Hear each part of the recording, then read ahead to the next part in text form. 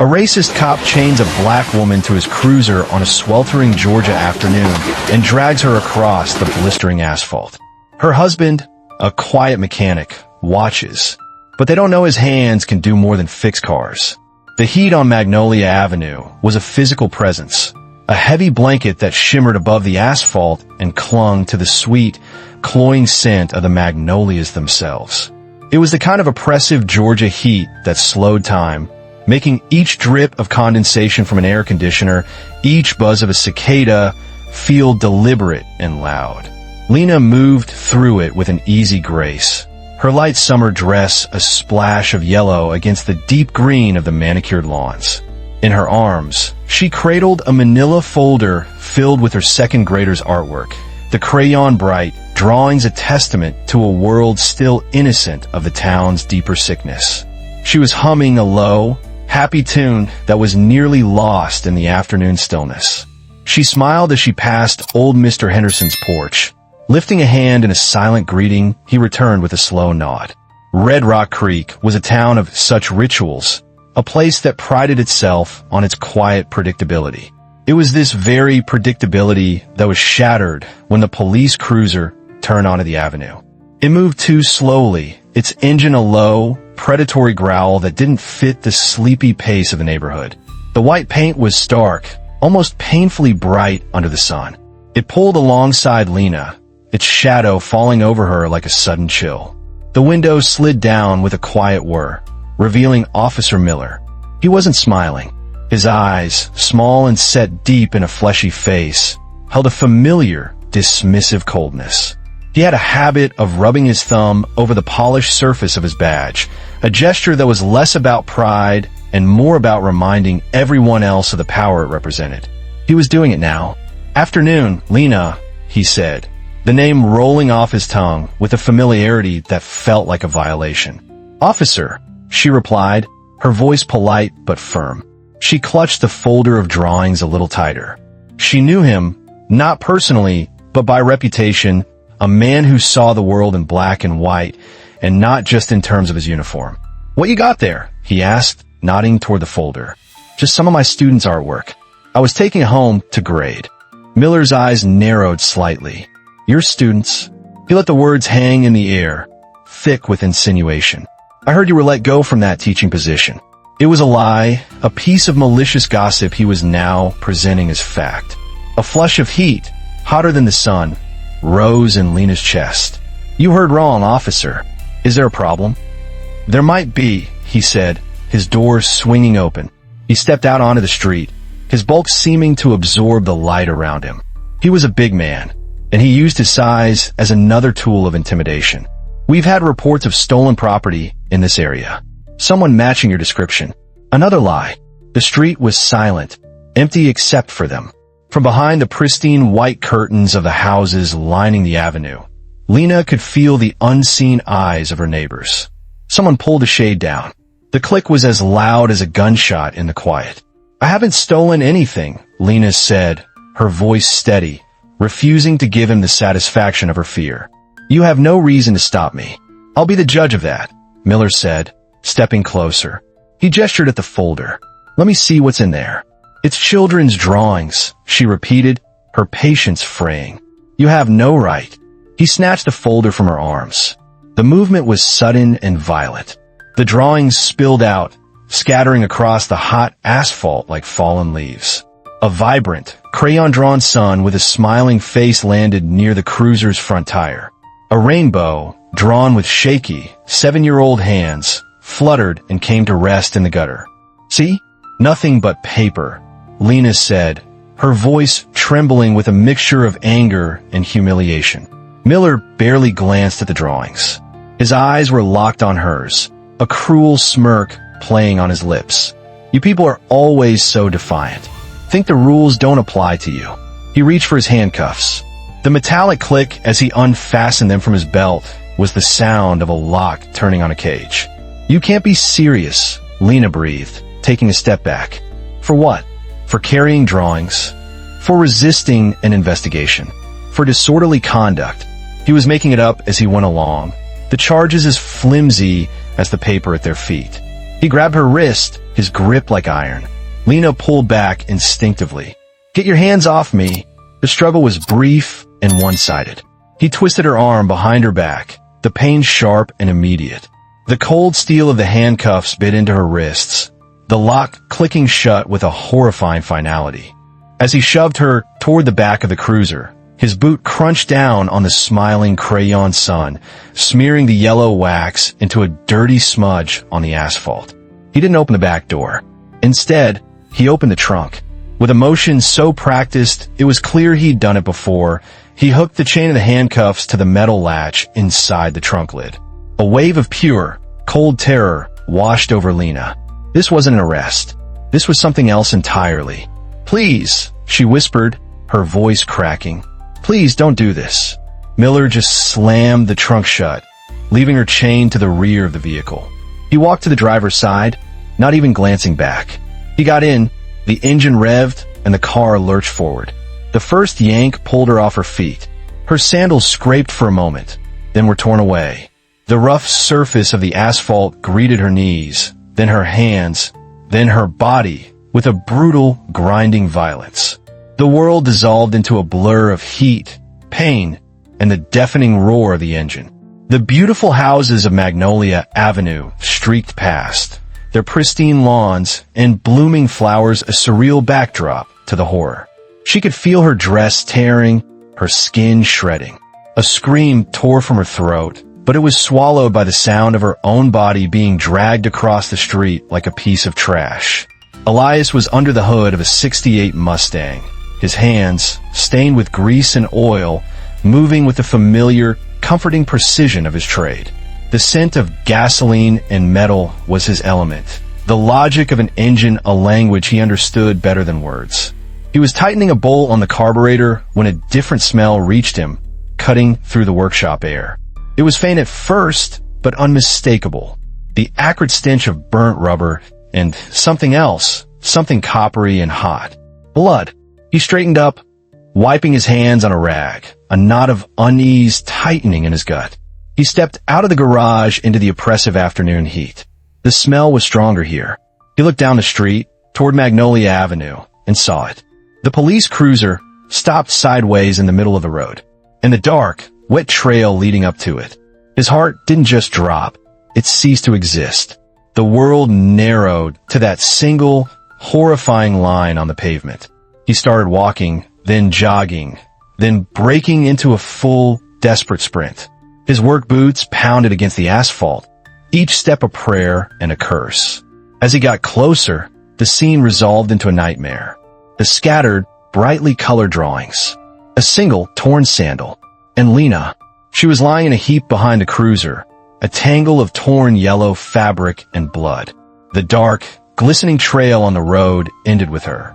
Miller was just getting out of the car, his movements unhurried, his face a mask of detached indifference. Elias didn't see him. He only saw her. He fell to his knees beside her, the heat of the road searing through his jeans. "Lena," he breathed, his voice a raw, broken thing. "Oh God, Lena." He reached for her, his hands hovering, terrified of causing her more pain. Her body was a canvas of raw, bleeding abrasions. The beautiful dress she'd worn was in tatters, soaked through with blood. He gently touched her face, turning it toward him. Her eyes fluttered open, unfocused and clouded with agony. "Elias," her voice was a bare whisper, a puff of air. "I'm here, baby. I'm here," he choked out, his vision blurring with tears he refused to let fall. He pressed his hand to a deep gash on her arm, a futile attempt to stop the bleeding, to hold her together, to rewind time. He looked up then, and his eyes met Miller's across the back of the cruiser. The officer was standing there, arms crossed, watching them. There was no remorse in his expression, no shock, just a cold, clinical assessment. It was the look of a man who had just put down an animal and was waiting for it to stop twitching. In that single, silent exchange, a promise was made. It wasn't spoken. It was forged in the crucible of that moment, in the heat, the blood, and the absolute certainty of unbending hatred. Elias looked back down at Lena. Her breathing was shallow, ragged. He leaned in close, putting his ear to her lips, desperate to catch her words. She managed one more, a single, final instruction that would become both his compass and his curse. Run. The word was a ghost on her lips, and then she was still. The last, faint breath left her body, and something inside Elias shattered. The world tilted, the sounds of the neighborhood, a distant lawnmower, a dog barking, faded into an immense, crushing silence. All that was left was the hum of the cruiser's engine and the heat of the asphalt on his knees. He knelt there, holding her for a lifetime. He felt the sticky warmth of her blood on his hands, saw the smear of yellow crayon from the crushed drawing on the road beside her. The smiling sun, now a grotesque parody. Slowly, deliberately, he laid her gently back on the pavement. He stood up, his movements stiff, mechanical. His grief was not a hot, explosive thing. It was a block of ice forming in his chest, a cold, dense mass of purpose. He looked at Miller again.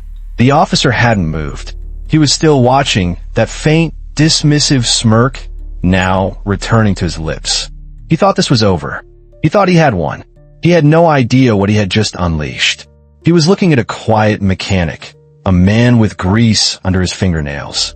He couldn't see the gears that had just locked into place behind Elias's eyes, the intricate, deadly mechanism that had just begun to turn. The man who had sprinted down this street in terror was gone, burned away by the friction of this moment. In his place stood someone else, a man who now understood the mechanics of loss, and who would soon master the mechanics of retribution. Part 3. The Lie and the Coldness. The hospital hallway was a sterile, white purgatory. The fluorescent lights hummed with an incessant, buzzing drone, casting sharp, unforgiving shadows on the polished linoleum floor. The air smelled of antiseptic and quiet despair. Elias sat on a hard plastic chair, his elbows on his knees, his blood-stained hands clasped so tightly his knuckles were white. He stared at the scuffed toes of his work boots, tracing the patterns of wear as if they held some profound secret.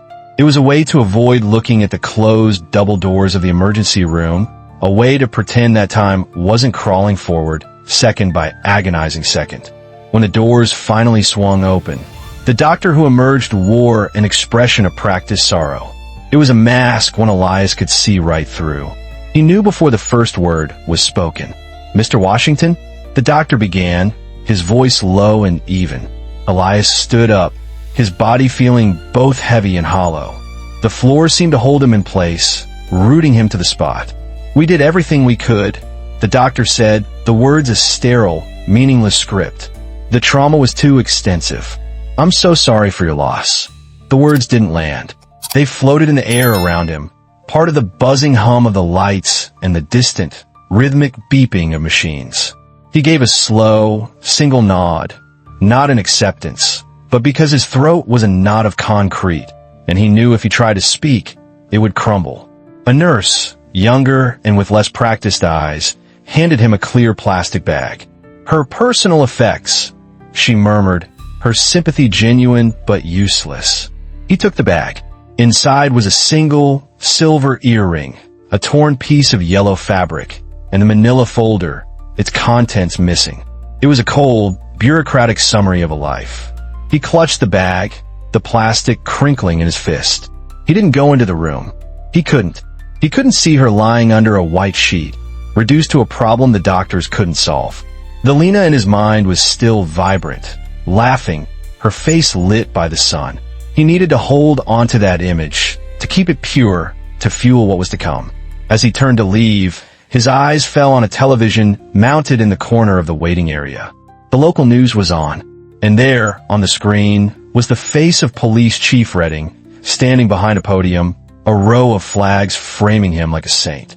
"A tragic and unfortunate incident," Redding was saying, his voice smooth and authoritative. "The preliminary report indicates the suspect, Lena Washington, became violent during a routine stop. She had a history of resisting authority." The lie was so blatant, so audacious, it sucked the air from Elias's lungs. A history of resisting authority? Lena, who organized bake sales for the fire department. Lena, who volunteered at the animal shelter. Our officer, a decorated veteran of the force, was forced to take action to subdue the suspect after she assaulted him. Redding continued, his face a mask of solemn duty. A full internal investigation is already underway to ensure all protocols were followed. We ask for the community's patience and prayers during this difficult time. Elias stood frozen, watching the press conference unfold. He saw the reporters scribbling in their notebooks, saw the camera lights flashing, saw the entire system clicking into place to protect its own. They weren't just killing her. They were erasing her, rewriting her as a criminal to justify their own barbarism. The bag of her belongings in his hand suddenly felt impossibly heavy. That was the moment the ice in his chest fully hardened. It was no longer just grief. It was a cold, clear, diamond-hard certainty. The system wouldn't give him justice. The system was the murderer. It was a machine, and one of its gears had just crushed his world. But Elias knew machines. He knew how they worked. He knew their weaknesses. He knew how to take them apart, piece by piece, until all that was left was a pile of useless, broken parts. He walked out of the hospital, past the hushed whispers and sympathetic glances, and into the fading afternoon light. As he reached the exit, a young, nervous-looking officer stepped in front of him. "Sir, on behalf of the Red Rock Creek Police Department, I'd like to offer my sincerest." The officer's voice trailed off as he met Elias's gaze. Elias didn't say a word. He just looked at him, his eyes empty of everything but a vast, chilling stillness. He saw not a man, but a uniform, a cog in the machine. The young officer flinched, took an involuntary step back, and let him pass. Outside, the world was still moving. Cars drove by. People walked on the sidewalks. Life continued its indifferent rhythm. But for Elias, the world had stopped. It had stopped on Magnolia Avenue, and it would not start again until he had balanced the scales. He walked through the parking lot, the chief's lies echoing in his head, and knew, with absolute clarity, that the law was not his ally. It was his target. The old Baptist church was filled to overflowing, the air thick with the scent of lilies and wood polish. Sunlight, fractured into jewels of ruby and sapphire by the stained glass windows, painted the somber faces of the congregation. The whole town, it seemed, had come to say goodbye to Lena, or at least to be seen saying goodbye. Elias sat in the front pew, a stoic, unmoving figure in a borrowed black suit. His eyes were fixed on the closed mahogany casket at the front of the church. It was closed by his decree. He would not let them see what had been done to her. He would not let her final image be one of victimhood. In his mind, she remained whole. Behind him, he could hear the rustle of programs, the muffled coughs, the soft weeping. A row of Lena's second-grade students sat near the front, each child clutching a single white lily, their faces a mixture of confusion and sorrow. They were the only honest mourners in the room, he thought. The pastor spoke of heaven, of peace, of a loving God's mysterious ways. The words were a gentle, flowing river, but they couldn't reach Elias. He was an island of cold stone, impervious to their comfort. His gaze drifted past the casket, scanning the crowd. And then he saw him. Officer Miller. He was standing in the back, near the heavy oak doors, partially obscured by a pillar. He wasn't mourning. He was leaning against the wall, scrolling through his phone, a look of profound boredom on his face. As Elias watched, a faint, almost imperceptible smirk touched Miller's lips as he read something on the screen. The sight was a physical blow. It was a desecration. In that moment, any lingering trace of grief in Elias's heart was burned away, replaced by a pure, cold, clarifying rage. The pastor's voice droned on, but Elias no longer heard him. He was replaying the scene on Magnolia Avenue, seeing Miller's smug expression, hearing the crunch of his boot on the child's drawing. He was connecting that moment to this one, drawing a straight, unbroken line of contempt. And now we've asked her husband, Elias, if he would like to share a few words, the pastor said, his voice soft. A hush fell over the church. All eyes turned to Elias. He rose, his movements measured and deliberate. He walked to the pulpit, his footsteps echoing in the sudden silence. He placed his hands on the smooth, worn wood, feeling the grain beneath his palms. He looked out at the sea of faces, the curious, the grieving, the guilty. He saw the town's complicit silence embodied in their downcast eyes and uncomfortable shifting. His gaze found Miller in the back. The officer had finally looked up from his phone, his expression now one of guarded curiosity. Elias didn't speak for a long moment.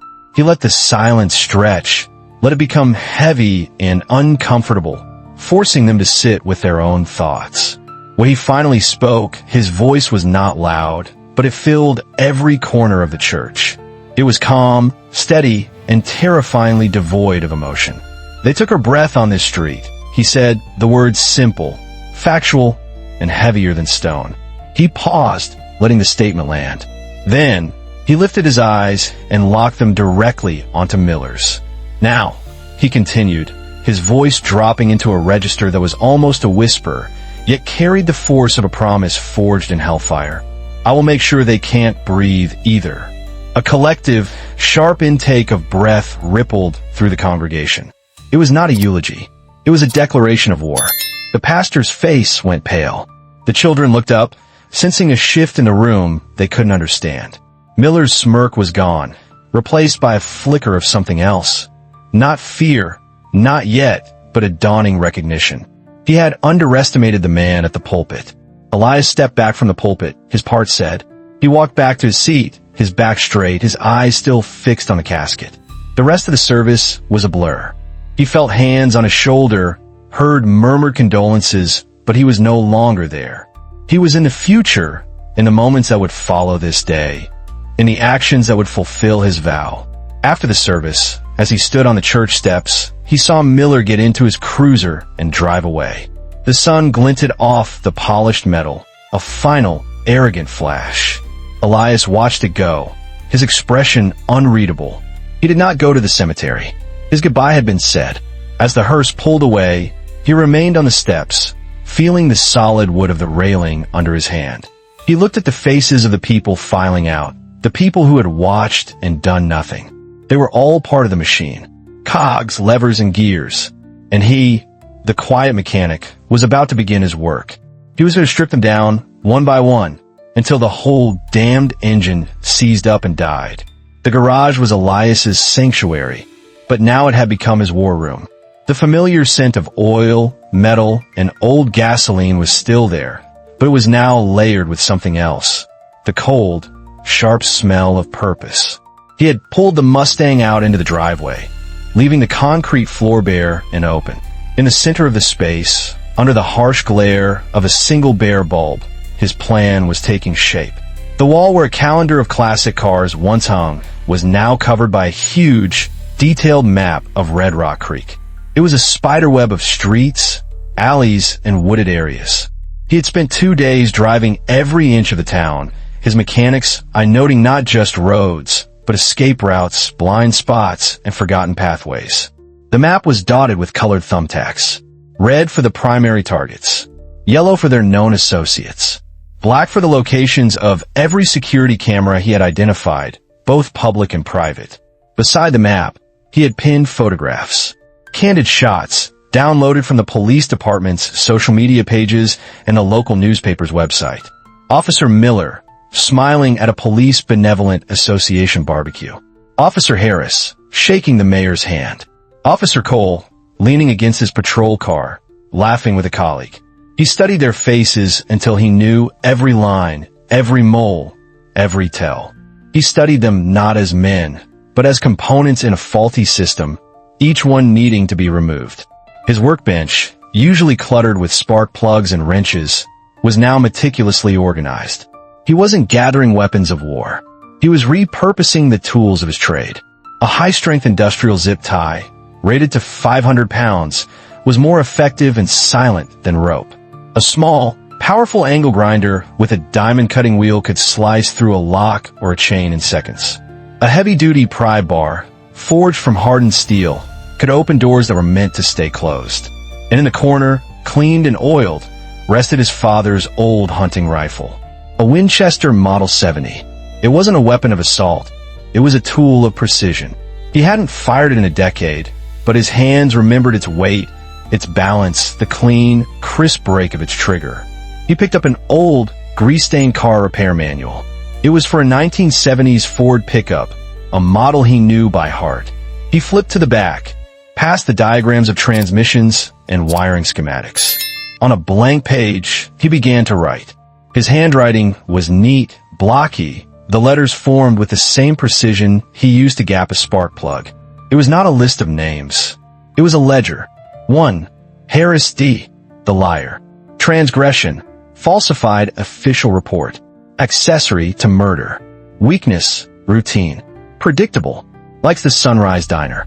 Disposition. Silence the tongue. 2. Cole M. The watcher. Transgression. Inaction in the face of atrocity. Cowardice. Weakness. Patrols the quiet back roads alone. Overconfident. Disposition. Make him see. 3. Miller T. The killer. Transgression. Murder. The architect of the pain. Weakness. Arrogance. Believes he is untouchable. Disposition. Deconstruct. He paused, the pen hovering over the page. He thought of Lena, of her intelligence, her laughter, the way she could see the good in people he had long written off. What would she think of this? The thought was a sharp, painful stab. But then he remembered her last word. Run. Maybe she meant for him to run away, to save himself. But maybe she meant for him to run toward something. Toward justice. Toward a reckoning. He chose to believe the latter. It was the only way to keep moving. He closed the manual and placed it carefully on the workbench. He looked from the ledger to the map, then to the photos. He saw the connections, the patterns, the mechanical logic of it all. This wasn't about rage anymore. Rage was a hot, messy emotion that led to mistakes. This was colder. It was a problem to be solved, an engine to be stripped. He was simply the mechanic, and the work was about to begin. He picked up a small photograph of Lena that he had taped to the corner of the map. It was from their anniversary, her smile, so bright it seemed to generate its own light. He looked at it for a long time, then gently touched his fingers to her face. For you, he whispered into the quiet of the garage. It's all for you. The Sunrise Diner was a relic, a capsule of chrome and checkered linoleum where the coffee was always a little burnt and the gossip was always fresh. It was the kind of place where routines were sacred.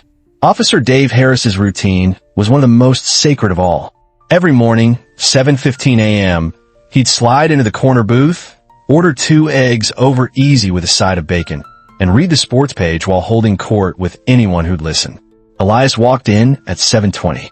The bell above the door chimed softly, a sound that usually went unnoticed. But today a few heads turned. Elias was not a regular. He moved through the diner with a quiet purpose that seemed to suck the air out of the room. The low chatter of conversation faltered. Harris was in his usual booth, laughing loudly at something a fellow officer in the next booth had said. He didn't notice Elias until the shadow fell over his table. He looked up, his smile fading into a look of mild annoyance. "Can I help you?" Elias didn't answer. He slid into the vinyl seat opposite Harris, his movements smooth and unhurried. He placed his hands flat on the table, palms down. They were clean, but the grease seemed permanently etched into the lines of his skin. "I know you," Harris said, his eyes narrowing. He was trying to place him, trying to access the right file of authority and dismissal in his head. "You should," Elias said, his voice low and even, barely audible over the clatter of plates from the kitchen. He reached into his jacket pocket and pulled out a small, folded piece of paper. He slid it across the table. Harris unfolded it. It was a copy of the preliminary report he had filed on Lena's death. His own words stared back at him. Suspect became violent, resisted arrest, necessary force was used. "This is an official document," Harris said, his voice taking on a defensive edge. He started to fold it back up. "It's a lie," Elias stated, not as an accusation, but as a simple, immutable fact. He then placed a second item on the table, a small, wallet-sized photo of Lena, smiling, the sun in her hair. Harris's gaze flickered from the report to the photo. For a fraction of a second, a ghost of something, guilt, fear, passed across his face before the mask of indignant authority snapped back into place. "Look, I don't know what you think you're doing. I'm having coffee," Elias said calmly. He raised a hand and caught the waitress's eye. "Just a black coffee, please." The waitress, a teenager named Becky with nervous eyes, scurried over, poured the coffee, and scurried away, sensing the dangerous current in the air. Elias wrapped his hands around the warm mug, but didn't drink. He just looked at Harris, his gaze steady and unnerving. "You wrote those words," he said softly. "You took your pen, and you wrote a story. You turned my wife into a monster to protect a killer." "I wrote what happened," Harris blustered, his face flushing. "She was out of control." "Was she?" Elias asked, his voice still quiet. "Or was it easier to write that than to write the truth? That your partner is a sadist, and you're a coward who's more afraid of him than you are of the hell you'll answer for." As he spoke, Elias's right hand slid from the mug and disappeared under the table. Harris didn't notice. His focus was on the words, on the quiet, intense man who was dismantling his carefully constructed reality. From a custom-made sheath strapped to his calf, Elias's fingers closed around the handle of his chosen tool. It wasn't a knife. It was an industrial screw awl, a thick, sharpened steel spike used for punching holes in heavy leather and canvas. It was a tool for making things yield. "You have 2 seconds to get out of my booth," Harris hissed, leaning forward, trying to use his size to intimidate. "Your hand, officer," Elias said, his eyes still locked on Harris's. "The one you write with. Put on the table." Harris just stared, confused. Elias's gaze dropped to the table's surface. "Now." Something in his voice, some absolute lack of compromise, made Harris obey. He slowly, hesitantly, placed his right hand flat on the Formica tabletop, next to his plate of eggs. The movement was a blur of control violence. Elias's hand shot up from under the table. The screw awl, gripped like a dagger, plunged downward. It went straight through the center of Harris's palm, pinning his hand to the table with a sickening, wet crunch. Harris's eyes went wide with shock, then agony. A strangled gasp escaped his lips. He opened his mouth to scream, but Elias was already leaning forward, his face inches away, his voice a venomous whisper. "If you make a sound," Elias breathed, "I will put the next one through your eye. You will sit here, and you will think about every word you wrote. You will think about her." Tears of pain streamed down Harris's face. He nodded frantically, his body trembling. The other patrons in the diner were frozen, staring, their breakfast forgotten. Elias stood up slowly. He took the photograph of Lena and placed it face down on top of Harris's half-empty coffee mug. A final, quiet statement. He dropped a few dollars on the table for his own coffee, then turned and walked out. The bell above the door chimed his exit. He stepped out into the bright morning sun, leaving behind a tableau of silent horror. A police officer pinned to his breakfast table, a falsified report, and a lingering question of what kind of man could deliver justice so quietly and so terribly. The back roads of Red Rock Creek snaked through miles of forgotten cotton fields and dense pine forests. It was a part of the county that time had left behind, a place of sagging barbed wire fences and crumbling, sun-bleached barns. This was Officer Mike Cole's territory. He liked the solitude. It gave him time to think, and more importantly, it kept him away from the escalating tension back in town. He was the watcher, the man who had stood by Miller's cruiser on Magnolia Avenue and done nothing. His sin was not one of action, but of omission, and Elias believed there was a debt that had to be paid in kind. Elias had been tracking his patrol route for 3 days. Cole was predictable. Around dusk, when the sky turned the color of a bruised plum, he would park his cruiser at a scenic overlook next to an old, sprawling oak tree to watch the sunset and finish his paperwork. It was a moment of peace he felt he deserved. Tonight, his peace would be shattered. Elias had parked his truck in a dense thicket of trees a quarter-mile down the road. He approached the overlook on foot, moving through the tall grass like a phantom. The air was still and humid, smelling of pine needles and damp earth. The only sounds were the chirping of crickets and the faint crackle of Cole's radio from his open car window. Cole was in the driver's seat, head down, a pen moving across a clipboard. He was so lost in his own world, so cocooned in his belief of safety, that he didn't hear Elias's soft footsteps on the gravel until he was standing right beside the open door. Cole looked up, his eyes widening in alarm. He fumbled for the door handle, his other hand instinctively dropping toward his holstered weapon. "I wouldn't," Elias said, his voice as calm and quiet as the evening air. In his hand, Elias held not a gun, but the heavy steel hook of a tow winch cable. The cable itself snaked back in the darkness toward his truck, where the winch was mounted to the front bumper. "Washington," Cole breathed, his face pale in the dim light. "What do you want?" "I want you to get out of the car, officer." Slowly, Cole hesitated, his mind racing, calculating his odds. They were poor. He slowly, reluctantly, stepped out of the cruiser, his hands half raised. "You were there," Elias said, taking a step closer. The hook dangled from his hand, catching the last rays of sunlight. "You watched him chain her to the car. You heard her scream, and you stood there. You watched." I couldn't," Cole stammered. "Millard he's a monster," Elias finished for him. "And what does that make you?" "The man who lets the monster roam free." He didn't wait for an answer. He moved with a speed that belied his calm demeanor. He lunged forward, not at Cole, but past him, looping the winch cable around the thick trunk of the ancient oak tree. He secured the hook to the cable itself, creating a large, running loop. Before Cole could react, Elias grabbed him, spun him around, and cinched a pair of industrial zip ties around his wrists, pulling them tight behind his back. He then looped the heavy winch cable under Cole's arms. "What are you doing?" Cole grunted, struggling against the restraints. Elias ignored him. He walked back toward the darkness, the cable paying out behind him. He disappeared into the trees.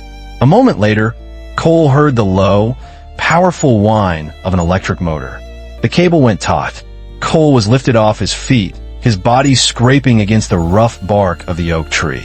The winch whined, pulling him higher and higher, until his feet dangled a good 10 feet off the ground. He was suspended there, helpless, a human pendulum under the darkening sky. Elias walked back into the clearing, a small remote control for the winch in his hand. He stood before the suspended, struggling officer. "You ripped my badge off," Cole yelled, his voice strained. Elias shook his head. He reached into his pocket and pulled out Cole's badge, which he'd snatched from his shirt during the struggle. He also pulled out a high-tensile zip tie. He walked up to the tree, reached up, and carefully, deliberately zip-tied Cole's hands and his badge together, right in front of his chest. "No," Elias said softly, stepping back. "I'm leaving it with you, so you can look at it, so you can see exactly what you failed to honor."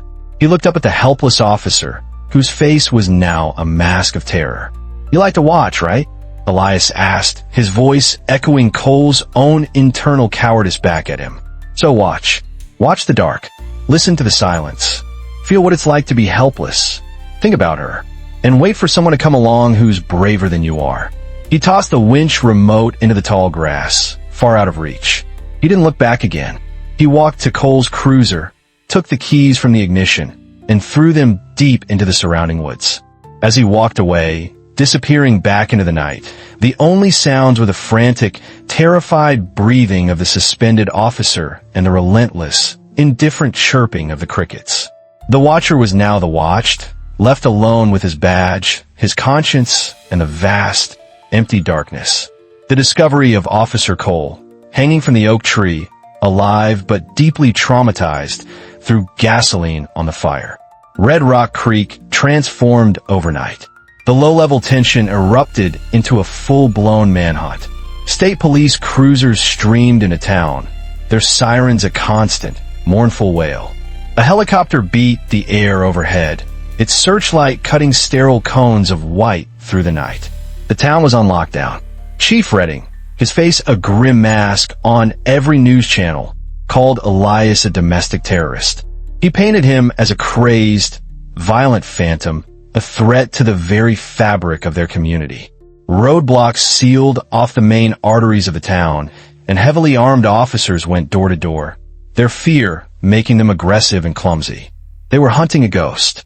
While they were setting up perimeters and grids, Elias was moving through the town's forgotten veins, the storm drains, the abandoned service tunnels, the rooftops of the old downtown district. He was a mechanic, and he understood the city's infrastructure as well as he understood a V8 engine. He knew their strategy was one of brute force. He needed to counter it with precision. He needed to escalate, to show them that their armor and their numbers meant nothing. He needed to remind them that they were the ones who should be afraid. His target was the courthouse square, the symbolic heart of the town's authority.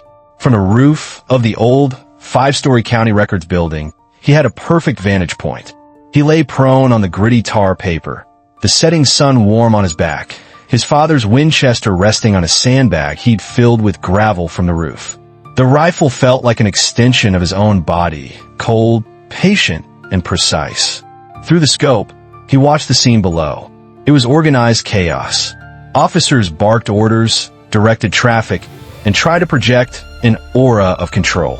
He scanned the faces, looking for his targets. He found them easily. 2 officers, Deputies Calloway and Evans, were standing near the war memorial, sipping coffee from paper cups. They were laughing. Elias had been told by an anonymous source, a note left under the door of his hiding place, that these 2 had been the loudest in the department, making crude jokes about Lena's death, calling her a speed bump. The rage that rose in Elias was cold and sharp. He took a slow, steady breath, letting it out, his heartbeat slowing. This wasn't about anger. This was about calibration. He lined up the crosshairs, not on Calloway's head or chest, but on his left kneecap. He exhaled and squeezed the trigger.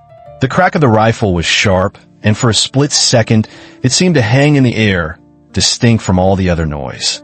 Down below, Calloway's coffee cup flew from his hand as his leg buckled beneath him. He went down with a cry of shock and pain. Chaos erupted. Officers scrambled for cover, shouting, their heads swiveling, trying to locate the source of the shot.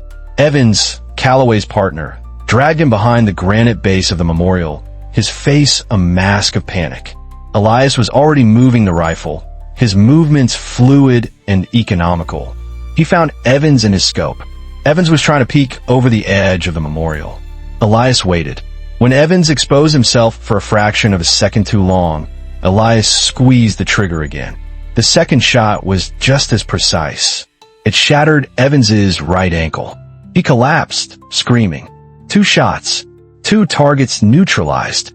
Not killed, but broken. He had taken their ability to stand, to pursue, to be a threat. It was a message delivered with surgical precision. I can touch you whenever I want. Your uniforms are not shields. Your numbers are not a defense. I am the hunter, and you are the prey. He didn't wait. He knew he had minutes, maybe less. He broke the rifle down, stowing in a long, canvas duffel bag. He crawled away from the ledge, keeping low. The sounds of sirens were converging on the square, and he could hear the heavy thud of boots on the stairs inside the building. They expected him to go down, to try and fight his way out. He went up. He pried open a heavy grate on the roof that led to the building's main ventilation shaft. It was a tight squeeze, but his lean frame slipped through. He lowered himself into the darkness, the air thick with the smell of dust and decay. He used a small, powerful flashlight to navigate the labyrinth of ducts, his movements sure and silent. He knew these plans. He'd studied them for a week. By the time the SWAT team stormed the roof, they found nothing but 2 spent shell casings and a faint indentation on the gravel where he had lain. He was already 2 blocks away, emerging from a service panel in a quiet alleyway, melting back into the shadows of the town he now commanded. The manhunt had escalated, but not in the way Chief Redding had intended.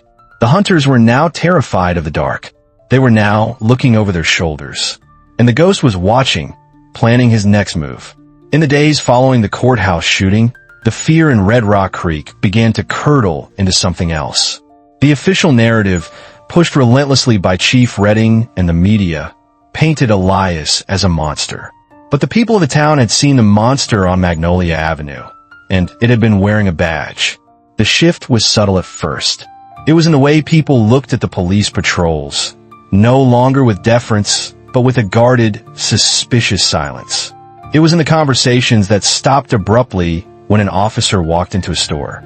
The line between lawman and occupier was beginning to blur.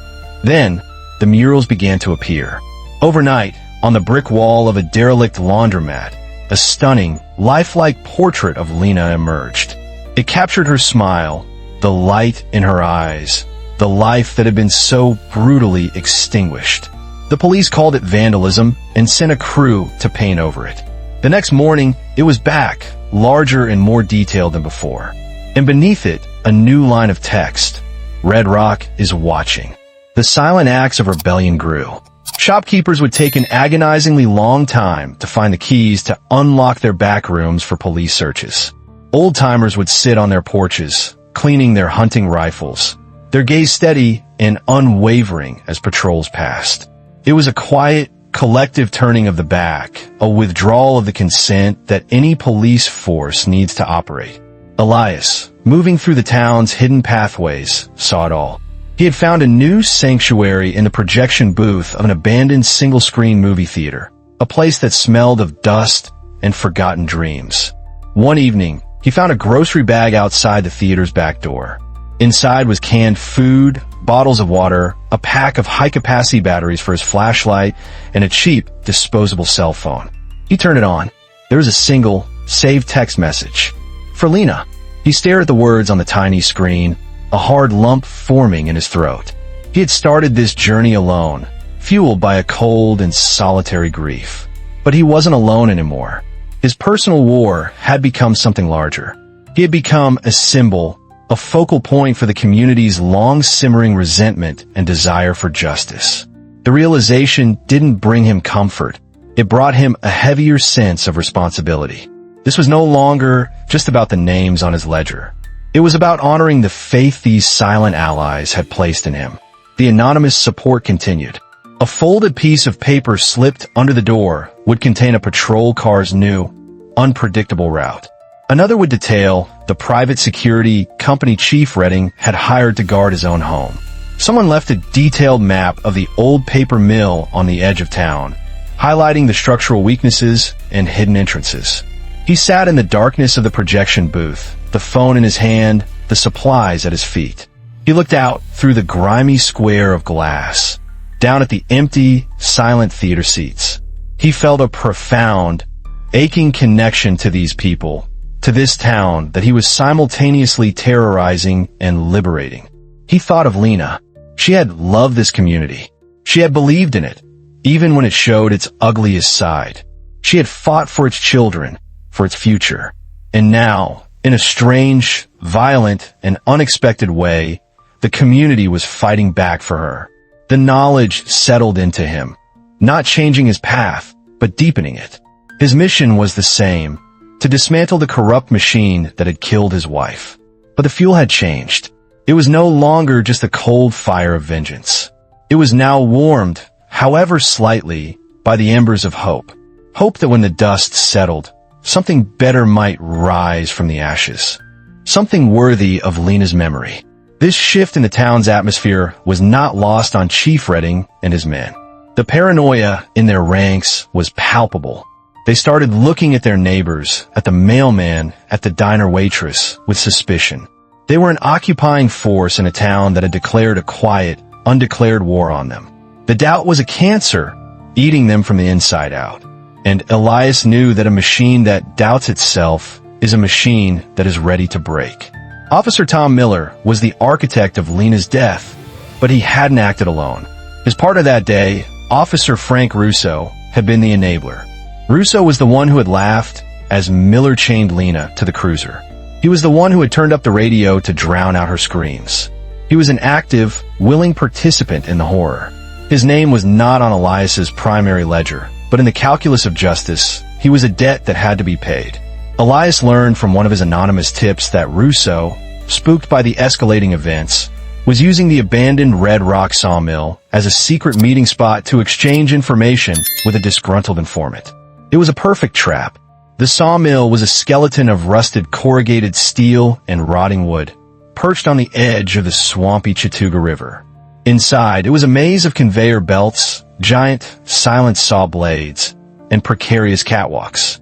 The air was thick with the smell of mold, rust, and the ghosts of a million slaughtered pines. It was a place designed for dismemberment. Elias was there long before Russo, a shadow among shadows. He didn't plan a direct confrontation. He planned a deconstruction of a man's psyche. Russo arrived just after midnight, his cruiser parked a half-mile away. He entered the sawmill with his flashlight beam, cutting a nervous path through the darkness, his hand resting on his gun. "Anybody here?" he called out, his voice sounding small and thin in the cavernous space. Silence. Then, a low groan echoed from the far end of the mill. A massive conveyor belt, dormant for 20 years, shuddered to life. It moved only a few feet, its rusty rollers screaming in protest before stopping again. Russo jumped, his flashlight beam whipping toward the sound. "Who's there?" "I'm an armed police officer." Elias, hidden on a catwalk above, watched him. He had spent hours studying the mill's old electrical panels, hot wiring a few key components to a small, remote-controlled device in his pocket. Russo began to move cautiously toward the conveyor belt. As he passed under a massive pile of rotting lumber stacked precariously on a high shelf, Elias pressed another button. A single, heavy support beam, which Elias had carefully sawed almost all the way through, gave way. The pile of lumber crashed to the floor with a deafening roar, sending up a plume of dust and splinters. It missed Russo by inches, but the shock wave sent him sprawling. He scrambled to his feet, coughing, his eyes wide with terror. He was no longer a hunter. He was prey. "Show yourself, Washington!" he screamed into the darkness, his voice cracking. Elias obliged, but he didn't appear in front of him. He switched on a single, bare work light on the far side of the mill, illuminating the giant, circular saw blade that dominated the main cutting floor. And standing right in front of it, silhouetted against the light, was Elias. Russo raised his weapon, his hands trembling. "Don't move. It's over." Elias didn't move. He just stood there, a calm, still point in the chaos. "It's over for you, Frank," he said, his voice carrying easily through the silent mill. "You helped him. You laughed. He told me to do it. It was his call." Russo pleaded, already trying to shift the blame. "But you enjoyed it," Elias stated, the words cutting deeper than any blade. "I saw your face." He took a single step to the side, away from the light, and melted back into the shadows. Russo fired a shot, the muzzle flash a brief, violent flower in the darkness. The bullet ricocheted off the saw blade with a high-pitched whine. Now, Elias began his own hunt. He moved through the upper levels of the mill, his footsteps silent. He used the environment, dropping a wrench here, knocking over a can there, creating a symphony of terror that echoed around the trapped officer. Russo was running now, stumbling through the dark, firing blindly at shadows, his composure completely gone. Finally, Elias cornered him on the main floor, near a stack of finished 2x4s. Russo was out of breath, his face slick with sweat, his eyes darting wildly. He raised his gun to fire, but Elias was too fast. He lunged from the darkness, not with a weapon, but with a tool. A high-pressure pneumatic nail gun, powered by a small CO2 canister, its long hose trailing behind him. He fired once. A 3-inch framing nail shot through the fleshy part of Russo's shoulder, pinning him to the stack of lumber behind him. He screamed, dropping his gun. Elias fired again, nailing his other shoulder. Russo was crucified, held fast to the wall of his own terror. Elias stepped back, the nail gun hissing softly in his hand.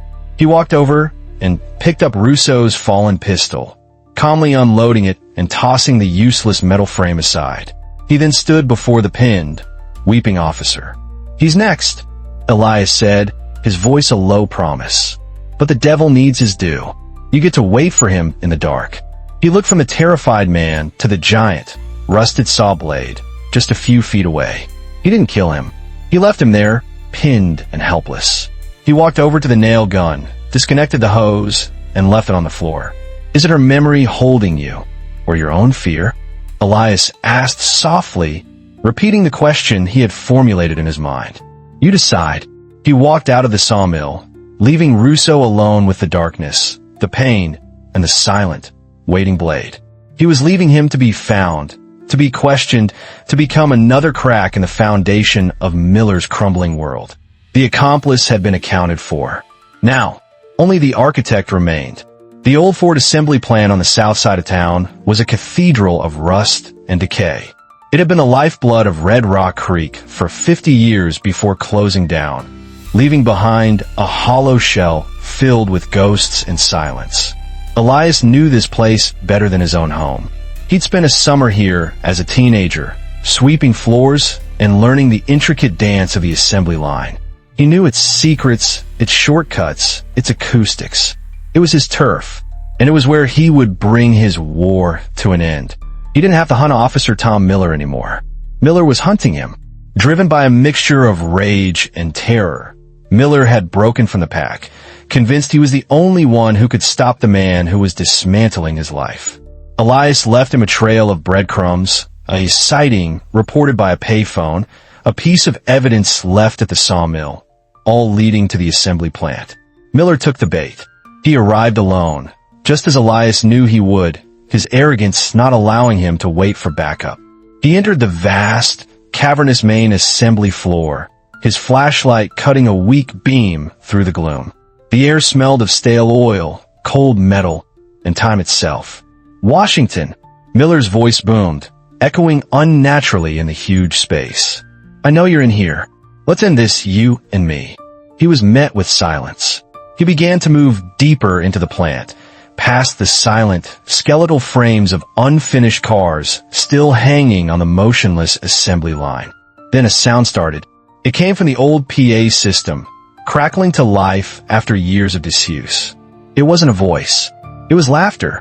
A woman's laughter. Bright, joyful, and full of life. It was Lena's laughter. Elias had found an old voicemail on her phone, a message she'd left him years ago, laughing about some silly thing he'd said. He had looped it. Now, it filled the entire factory, a ghostly, beautiful sound that was 1,000 times more terrifying than any threat. "Turn it off," Miller screamed, the sound unnerving him, chipping away at his composure.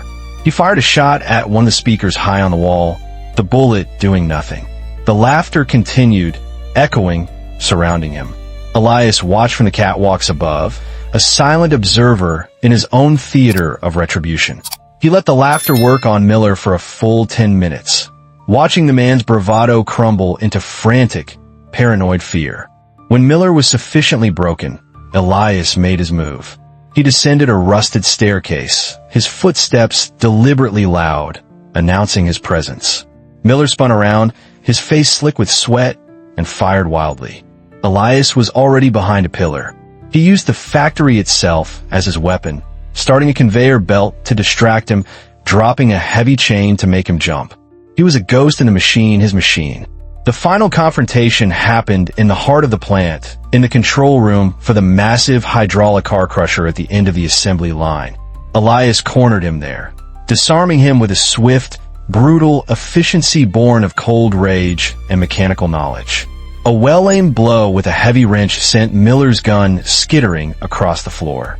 Miller was bigger, but Elias was faster, smarter, and fueled by a righteous fire. The fight was short. He subdued Miller, not with lethal force, but with a cold, calculated precision. He didn't tie him up. He used Miller's own handcuffs. He cuffed Miller's right wrist to the large, red emergency activation lever for the car crusher.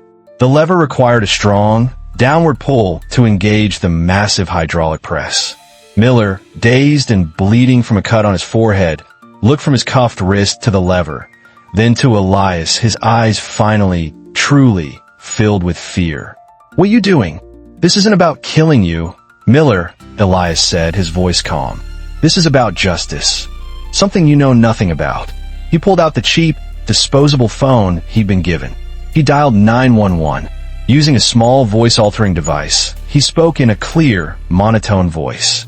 "Officer Thomas Miller is located at the old Ford assembly plant in the main crusher control room. He is the man who murdered Lena Washington on Magnolia Avenue. He is an accessory to the assaults on Officers Harris and Cole. The evidence of his corruption, along with that of Chief Redding, can be found in a locked file cabinet in his home office. The press has also been notified." He hung up. He could already hear the distant, approaching wail of sirens. He looked at Miller one last time. The man was trapped. He could wait for his colleagues to arrive, to arrest him, to face the system he thought he controlled, a system that would now devour him to save itself.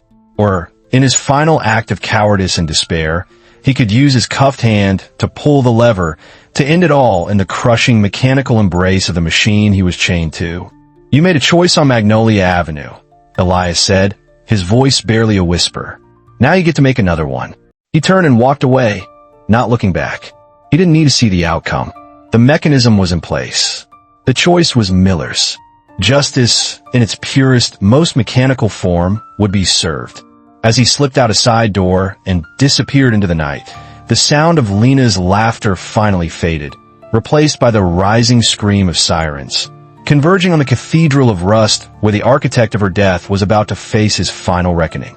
The events at the assembly plant broke the fever that had gripped Red Rock Creek. Faced with Elias's final, undeniable checkmate, the system did what it always does. It sacrificed its own to survive. Officer Miller was found in the control room, a weeping, broken man, still handcuffed to the lever. He chose prison over oblivion. His confession, along with the evidence Elias had pointed them to, brought the entire corrupt structure crashing down. The FBI swarmed the town. Chief Redding was indicted. A dozen other officers were either fired or resigned in disgrace. The Red Rock Creek Police Department was effectively dismantled, its foundations rotten to the core. The truth about Lena's death was officially acknowledged, her name cleared, her memory honored. A community oversight committee, named the Lena Washington Justice Initiative, was formed to ensure such an abuse of power could never happen again. And Elias? He vanished. He became a legend, a ghost story the old-timers would tell on their porches. Some said he'd been killed in a final shootout. Others said he'd simply walked into the woods and never come out. They called him the mechanic, the quiet man who had single-handedly taken apart a broken machine and forced the town to build a new one. He was a hero to some, a villain to others, but no one could deny that he had brought a reckoning. The town slowly found a new kind of quiet. Not the quiet of fear and complicity, but the quiet of healing. The murals of Lena were preserved, becoming official town landmarks. On Magnolia Avenue, a small, bronze plaque was placed under the tree where it all began. It simply read, "She deserved better." Months later, in a small, sun-drenched town in coastal Oregon, a man named Eli opened a small auto repair shop. He was quiet, meticulous, and his hands, though clean, still bore the faint, etched lines of a life spent with engines. He kept to himself, but his neighbors found him to be kind, if a little sad around the eyes. One evening, as the sun set over the Pacific, casting a golden glow over his small backyard, Eli finished his work. He had spent the afternoon tilling a small patch of earth. Now, he gently planted a row of delicate white flowers. Lilies. He stood up, wiping the rich, dark soil from his hands, and looked at the blooms. He thought of the long, dark road he had traveled, the weight he had carried, the promises he had kept. There was no joy in the memory, no thrill of victory. There was only a profound, aching sense of balance restored. It wasn't closure, not the kind that erases the scars. It was more like the quiet satisfaction of a perfectly tuned engine, everything finally in its right place, running as it should. He went inside his small house and sat in a chair by the window, watching the lilies sway gently in the evening breeze. The rage was gone. The cold fire had burned itself out, leaving behind not emptiness, but a quiet space. A space where perhaps, one day, new things could grow. This was never just the story of one man's loss. It was a reminder that justice is not a gift handed down by those in power. It is a fragile, intricate mechanism that must be maintained, protected, and sometimes, when it breaks, forcibly repaired. Elias's journey shows us the terrifying cost of silence and the immense courage it takes to stand against a corrupt system. His methods were brutal, born of an unbearable pain, and they raise a difficult question. When the law fails, what is left? What do you think? Was Elias a hero, a vigilante, or something in between? Share your thoughts in the comments below, and please, comment with respect for all opinions. If this story moved you, if it made you think, please share it so this conversation can continue. Like this video to help it reach more people, and subscribe to the channel for more stories that challenge us, inspire us, and remind us of the enduring fight for what is right. Together, we can ensure these lessons are never forgotten.